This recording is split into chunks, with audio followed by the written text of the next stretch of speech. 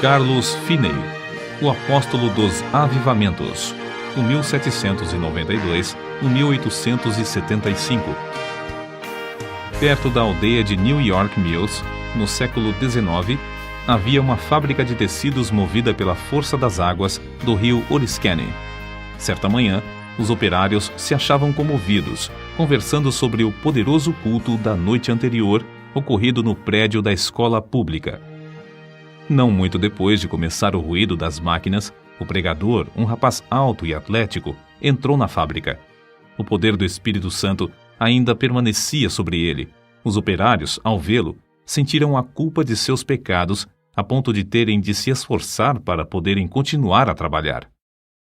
Ao passar perto de duas moças que trabalhavam juntas, uma delas, no ato de emendar um fio, foi tomada de tão forte convicção que caiu em terra chorando. Segundos depois, quase todos em volta tinham lágrimas nos olhos, e em poucos minutos o avivamento encheu todas as dependências da fábrica. O diretor, vendo que os operários não podiam trabalhar, achou que seria melhor que cuidassem da salvação da alma e mandou que parassem as máquinas. A comporta das águas foi fechada e os operários se ajuntaram em um salão do edifício. O Espírito Santo operou com grande poder e dentro de poucos dias quase todos se converteram. Disse acerca desse pregador, Carlos Finney, que, depois de ter ministrado a palavra em Gouverneur, no estado de New York, não houve baile nem representação de teatro na cidade durante 6 anos. Calcula-se que durante os anos de 1857 e 1858, mais de 100.000 pessoas foram ganhas para Cristo pela obra direta e indireta de Finney. A sua autobiografia é o mais maravilhoso relato de manifestação do Espírito Santo, excetuando o livro de Atos dos Apóstolos. Abaixo das Sagradas Escrituras, alguns consideram o livro Teologia Sistemática, de sua autoria, a maior obra sobre teologia que existe. Como explicar o seu êxito tão destacado nos anais dos servos da Igreja de Cristo? Sem dúvida, era, antes de tudo, o resultado da sua profunda conversão. Nasceu de uma família descrente e se criou em um lugar onde os membros da igreja conheciam apenas a formalidade fria dos cultos. Finney era advogado. Ao encontrar nos seus livros de jurisprudência muitas citações da Bíblia, comprou um exemplar com a intenção de conhecer as Escrituras. O resultado foi que, após a leitura, achou mais e mais interesse nos cultos dos crentes. Acerca da sua conversão, ele relata na sua autobiografia o seguinte: ao ler a Bíblia, ao assistir às reuniões de oração e ouvir os sermões de Sr. Gale, percebi que não me achava pronto a entrar nos céus. Fiquei impressionado especialmente com o fato de as orações dos crentes, semana após semana, não serem respondidas. Li na Bíblia: pedi e dar-se-vos-á, buscai e encontrareis, batei e abrir-se-vos-á. Li também que Deus é mais pronto a dar o Espírito Santo aos que lhe pedirem do que os pais terrestres a darem boas coisas aos filhos. Ouvi aos crentes pedirem um derramamento do Espírito Santo se confessarem, depois que não receberam.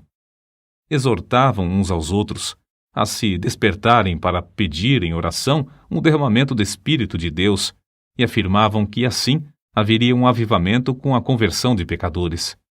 Mas, ao ler mais a Bíblia, vi que as orações dos crentes não eram respondidas porque não tinham fé, isto é, não esperavam que Deus lhes daria o que pediam. Entretanto, com isso, senti um alívio acerca da veracidade do Evangelho e fiquei convicto de que a Bíblia, apesar de tudo, é a verdadeira Palavra de Deus. Foi num domingo de 1821 que assentei no coração resolver o problema sobre a salvação da minha alma e ter paz com Deus. Apesar das minhas grandes preocupações como advogado, resolvi seguir rigorosamente a determinação de ser salvo. Pela providência de Deus, não me achei muito ocupado nem segunda nem terça-feira, e consegui passar a maior parte do tempo lendo a Bíblia e orando. Mas ao encarar a situação resolutamente, achei-me sem coragem para orar, sem tapar o buraco da fechadura. Antes, deixava a Bíblia aberta na mesa com os outros livros, e não me envergonhava de lê-la diante do próximo. Mas então, se entrasse alguém, eu colocaria um livro aberto sobre a Bíblia para escondê-la. Durante a segunda e a terça-feira, a minha convicção aumentou, mas parecia que o coração se havia endurecido.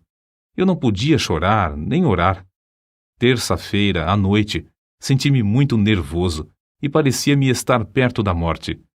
Reconhecia que, se eu morresse, por certo iria para o inferno. De manhã cedo, fui para o gabinete. Parecia que uma voz me perguntava: por que esperas? Não prometeste dar o coração a Deus? O que experimentas fazer? Alcançar a justificação pelas obras? Foi então que vi claramente, como qualquer vez depois, a realidade e a plenitude da propiciação de Cristo. Vi que sua obra era completa, e em vez de eu necessitar de uma justiça própria para Deus me aceitar, tinha de sujeitar-me à justiça de Deus por intermédio de Cristo. Sem o saber, fiquei imóvel. Não sei por quanto tempo, no meio da rua, no lugar onde a voz de dentro se dirigiu a mim. Então, me veio a pergunta: aceitá-lo-ás agora? Hoje? Repliquei: aceitá-lo-ei hoje, ou me esforçarei para isso até morrer. Em vez de ir ao gabinete, voltei para entrar na floresta, onde podia derramar a alma sem alguém me ver nem me ouvir. Porém, o meu orgulho continuava a se manifestar.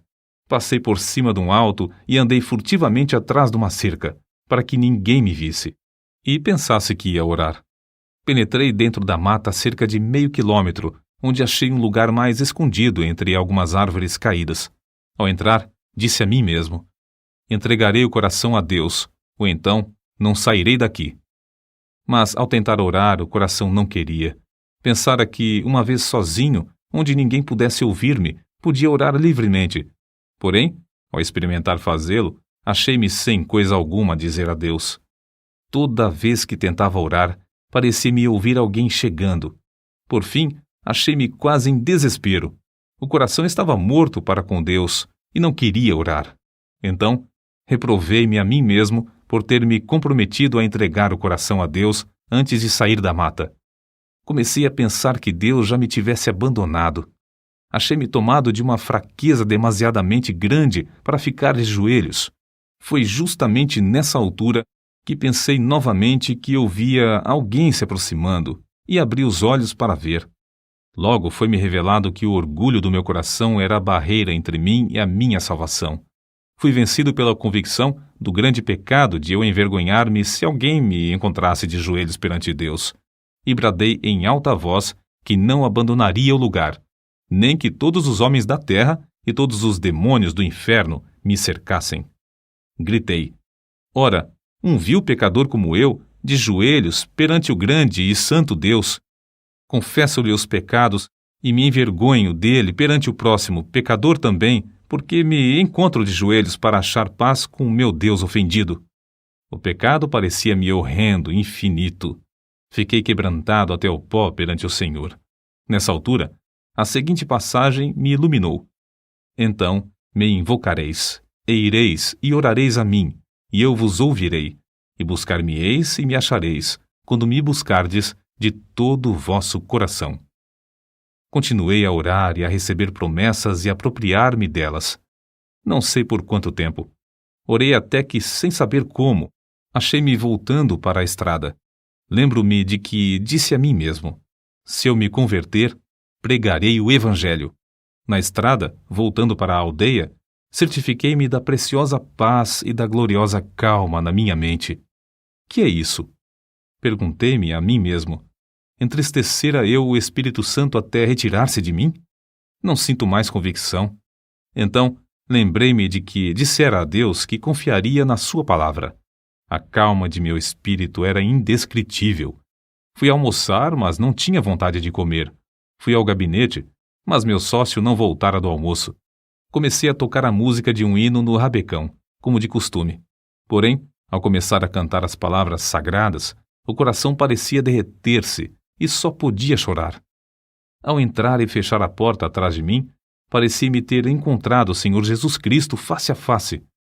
Não me entrou na mente, na ocasião, nem por algum tempo depois, que era apenas uma concepção mental. Ao contrário, parecia-me que eu o encontrara como encontro qualquer pessoa. Ele não disse coisa alguma, mas olhou para mim de tal forma que fiquei quebrantado e prostrado aos seus pés. Isso, para mim, foi, depois, uma experiência extraordinária, porque parecia-me uma realidade, como se ele mesmo ficasse em pé perante mim, e eu me prostrasse aos seus pés, e lhe derramasse a minha alma. Chorei alto e fiz tanta confissão quanto foi possível entre soluços. Parecia-me que lavava os seus pés com as minhas lágrimas. Contudo, sem sentir ter tocado na sua pessoa. Ao virar-me para me sentar, recebi o poderoso batismo com o Espírito Santo. Sem o esperar, sem mesmo saber que havia tal para mim, o Espírito Santo desceu de tal maneira que parecia encher-me corpo e alma. Senti-o como uma onda elétrica que me traspassava repetidamente. De fato, parecia-me como ondas de amor liquefeito, porque não sei outra maneira de descrever isso. Parecia o próprio fôlego de Deus. Não existem palavras para descrever o maravilhoso amor derramado no meu coração. Chorei de tanto gozo e amor que senti. Acho melhor dizer que exprimi, chorando em alta voz, as inundações indizíveis do meu coração. As ondas passaram sobre mim, uma após outra, até eu clamar: morrerei, se estas ondas continuarem a passar sobre mim. Senhor, não suporto mais. Contudo, não receava a morte. Não sei por quanto tempo este batismo continuou a passar sobre mim e por todo o meu ser, mas sei que era já noite quando o dirigente do coro veio ao gabinete para me visitar. Encontrou-me nesse estado de choro, aos gritos, e perguntou: Sr. Finney, que tem? Por algum tempo não pude responder-lhe. Então ele perguntou mais: Está sentindo alguma dor? Com dificuldade, respondi: Não, mas sinto-me demasiado feliz para viver. Saiu e, daí a pouco, voltou acompanhado por um dos anciãos da igreja. Esse ancião sempre foi um homem de espírito ponderado e quase nunca ria. Ele, ao entrar, encontrou-me no mesmo estado, mais ou menos como quando o rapaz o foi chamar. Queria saber o que eu sentia e eu comecei a lhe explicar, mas, em vez de responder-me, foi tomado de um riso espasmódico. Parecia impossível evitar o riso que procedia do fundo do seu coração. Nessa altura, entrou certo rapaz que começara a frequentar os cultos da igreja. Presenciou tudo por alguns momentos, até cair ao chão em grande angústia de alma, clamando: Orem por mim! O ancião da igreja e o outro crente oraram, e depois Finney também orou. Logo após todos se retirarem, deixando Finney sozinho. Ao deitar-se para dormir, Finney adormeceu, mas logo acordou por causa do amor que lhe transbordava ao coração. Isso aconteceu repetidas vezes durante a noite. Sobre isso, ele escreveu depois: Quando me acordei de manhã, a luz do sol penetrava no quarto. Faltam-me palavras para exprimir os meus sentimentos ao ver a luz do sol. No mesmo instante, o batismo do dia anterior voltou sobre mim.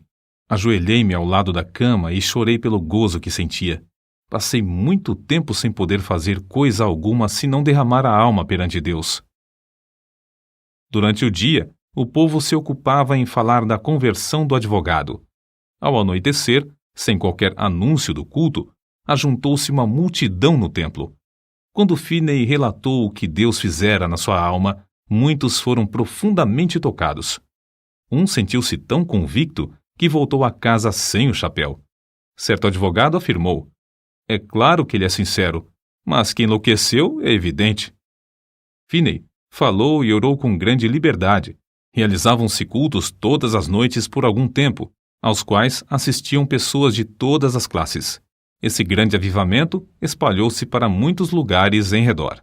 Finney continuou: Por 8 dias, depois da sua conversão, o meu coração permanecia tão cheio que não sentia desejo de comer nem de dormir. Parecia-me que tinha um manjar para comer que o mundo não conhecia. Não sentia necessidade de alimentar-me nem de dormir. Por fim, cheguei a ver que devia comer como de costume e dormir quanto fosse possível. Grande poder acompanhava a palavra de Deus. Todos os dias, admirava-me ao notar como poucas palavras, dirigidas a uma pessoa, traspassavam-lhe o coração como uma seta. Não demorei muito em ir visitar meu pai. Ele não era salvo. O único membro da família que fizera a profissão de religião era meu irmão mais novo. Meu pai encontrou-me no portão e me perguntou: "Como tem passado, Carlos?" Respondi-lhe: "Bem, meu pai, tanto no corpo como na alma. Meu pai, o senhor já é idoso. Todos os seus filhos estão crescidos e casados, e nunca ouvi alguém orar na sua casa." Ele baixou a cabeça e começou a chorar, dizendo: "É verdade, Carlos. Entre e você mesmo ore." Entramos e oramos. Meus pais ficaram comovidos e, não muito depois, converteram-se. Se a minha mãe tinha qualquer esperança antes, ninguém o sabia. Assim, esse advogado, Carlos G. Finney, perdeu todo o gosto pela sua profissão e se tornou um dos mais famosos pregadores do Evangelho. Acerca de seu método de trabalhar, ele escreveu: "Dei grande ênfase à oração como indispensável, se realmente queríamos um avivamento. Esforçava-me por ensinar a propiciação de Jesus Cristo, sua divindade, sua missão divina, sua vida perfeita, sua morte vicária, sua ressurreição, a necessidade de arrependimento e de fé, a justificação pela fé e outras doutrinas que se tornaram vivas pelo poder do Espírito Santo. Os meios empregados eram simplesmente pregação, cultos de oração, muita oração em secreto, intensivo evangelismo pessoal e cultos para a instrução dos interessados. Eu tinha o costume de passar muito tempo orando. Acho que, às vezes, orava realmente sem cessar. Achei também grande proveito em observar frequentemente dias inteiros de jejum em secreto. Em tais dias, para ficar inteiramente sozinho com Deus, eu entrava na mata ou me fechava dentro do templo. Vê-se no seguinte relato a maneira como Finney e seu companheiro de oração, o irmão Nash, bombardeavam os céus com as suas intercessões. Quase 1 quilômetro distante da residência do Sr. S., morava certo adepto do universalismo. Nos seus preconceitos religiosos, recusava-se a assistir aos cultos. Certa vez, o irmão Nash, que se hospedava comigo na casa do Sr. S., retirou-se para dentro da mata para lutar em oração, sozinho, bem cedo de madrugada, conforme seu costume. A atmosfera era tal nessa ocasião que se ouvia qualquer som de longe. O universalista, ao levantar-se de madrugada, saiu de casa e ouviu a voz de quem orava e, apesar de não compreender muitas das palavras, reconheceu quem orava. E isso traspassou-lhe o coração como uma flecha. Sentiu a realidade da religião como nunca. A flecha permanecia, e ele achou alívio somente crendo em Cristo. Acerca do espírito de oração, Finney afirmou que era coisa comum nesses avivamentos os recém-convertidos se acharem tomados pelo desejo de orar noites inteiras até lhes faltarem as forças físicas. O Espírito Santo constrangia grandemente o coração dos crentes, que sentiam constantemente a responsabilidade pela salvação das almas imortais. A solenidade da mente se manifestava no cuidado com que falavam e se comportavam. Era muito comum encontrar crentes juntos, caídos de joelhos em oração, em vez de ocupados em palestras. Em certo tempo, quando as nuvens de perseguição enegreciam cada vez mais, Finney, como era seu costume, sob tais circunstâncias, sentia-se dirigido a dissipá-las orando. Em vez de falar pública ou particularmente acerca das acusações, ele orava.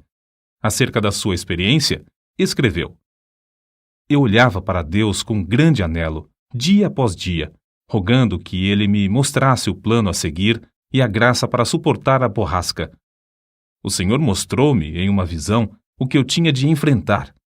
Ele chegou-se tão perto de mim, enquanto eu orava, que a minha carne literalmente estremecia sobre os ossos. Eu tremia da cabeça aos pés, sob o pleno conhecimento da presença de Deus."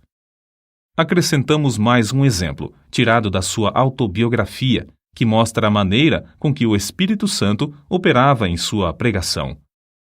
Ao chegar na hora anunciada para iniciar o culto, achei o prédio da escola repleto, por isso tive de ficar em pé perto da entrada. Cantamos um hino, isto é, o povo pretendia cantar. Entretanto, Eles não tinham o costume de cantar os hinos de Deus e cada um desentoava à sua própria maneira. Não podia conter-me. Lancei-me de joelhos e comecei a orar.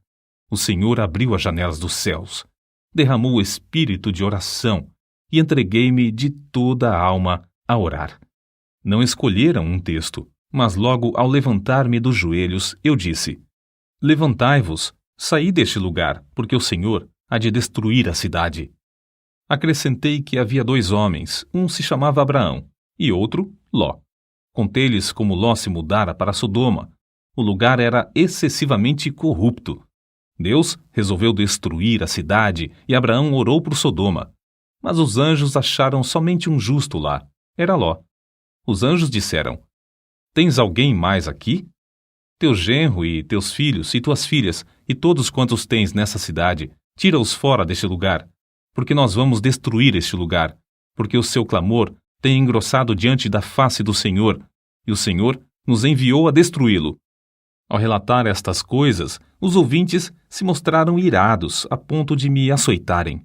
Nessa altura, deixei de pregar e lhes expliquei que compreendera que nunca se realizara culto ali e que eu tinha o direito de, assim, considerá-los corruptos. Salientei isso com mais e mais ênfase e com o coração cheio de amor, até não poder mais conter-me. Depois de eu assim falar, cerca de 15 minutos, parecia ter vindo sobre os ouvintes uma tremenda solenidade, os quais começaram a cair ao chão, clamando e pedindo misericórdia. Se eu tivesse tido uma espada em cada mão, não os poderia derrubar tão depressa como caíram. De fato, 2 minutos depois de os ouvintes sentirem o choque do espírito vir sobre eles, quase todos estavam ou caídos de joelhos ou prostrados ao chão. Todos os que podiam falar de qualquer maneira oravam por si mesmos. Tive de deixar de pregar porque os ouvintes não prestavam mais atenção. Vi o ancião que me convidara para pregar sentado no meio do salão, olhando em redor, estupefato. Gritei bem alto para ele ouvir, apesar da balbúrdia, pedindo-lhe que orasse. Caiu de joelhos e começou a orar em voz retumbante, mas o povo não prestou atenção. Gritei: Vós não estáis ainda no inferno. Quero dirigir-vos a Cristo. O coração transbordava de gozo ao presenciar tal cena. Quando pude dominar os meus sentimentos, virei-me para um rapaz que estava perto de mim. Consegui atrair a sua atenção e preguei a Cristo, em voz bem alta, ao seu ouvido. Logo, ao olhar para a cruz de Cristo, ele acalmou-se por um pouco e então rompeu em oração pelos outros. Depois, fiz o mesmo com um outro, depois com mais outro e continuei assim, tratando com eles até a hora do culto da noite, na aldeia. Deixei o ancião que me convidara a pregar para continuar a obra com os que oravam. Ao voltar, havia tantos clamando a Deus que não pudemos encerrar a reunião, que continuou o resto da noite. Ao amanhecer o dia, alguns ainda permaneciam com a alma ferida. Não se podiam levantar e, para dar lugar às aulas, foi necessário levá-los a uma residência não muito distante. De tarde mandaram chamar-me porque ainda não findara o culto. Só nesta ocasião cheguei a saber a razão de o auditório agastar-se da mensagem. Aquele lugar cognominava-se Sodoma, e havia somente um homem piedoso lá, a quem o povo tratava de Ló. Era o ancião que me convidara a pregar. Depois de já velho, Finney escreveu acerca do que o Senhor fez em Sodoma. Embora esse avivamento caísse tão repentinamente sobre eles, era tão empolgante ver que as conversões eram profundas e a obra permanente e genuína. Nunca ouvi falar em qualquer repercussão desfavorável. Não foi só na América do Norte que Finney viu o Espírito Santo cair e abater os ouvintes em terra. Na Inglaterra, durante os 9 meses de evangelização que Finney promoveu lá, multidões também se prostraram enquanto ele pregava. Em certa ocasião, mais de 2.000 de uma vez. Alguns pregadores confiam na instrução e ignoram a obra do Espírito Santo. Outros, com razão, rejeitam tal ministério infrutífero e sem graça. Oram a Deus para que o Espírito Santo tome a direção e alegram-se no grande progresso da obra de Deus. Mas ainda outros, como Finney, Dedicam-se a buscar o poder do Espírito Santo sem desprezar a arma de instrução e veem resultados incrivelmente mais vastos. Durante os anos de 1851 a 1866, Finney foi diretor do Oberlin College e ensinou a um total de 20.000 estudantes. Dava mais ênfase ao coração puro e ao batismo no Espírito Santo do que à preparação do intelecto. O resultado foi que, de Oberlin, saiu uma corrente contínua de alunos cheios do Espírito Santo.